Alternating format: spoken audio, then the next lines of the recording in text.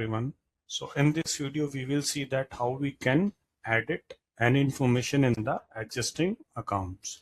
So once you're logged in into your CRM, click on the accounts module. To edit the account information, there are two methods. First method is click right click on any of the account name, click on edit. Once you click on edit, it will pop up an editable window of an account template. Let's suppose I want to edit any phone number, or I want to add anything else. I want to just update the industry from accounting to furniture. Any information you want to update, or you want to update the address. To update an address, click on this billing icon. Here, let's suppose I need to add a country and then state, whatever the information, and save it and click on save.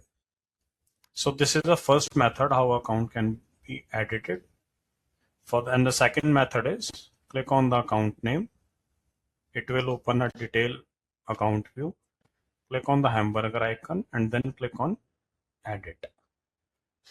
Again, it will open a edit pop-up window.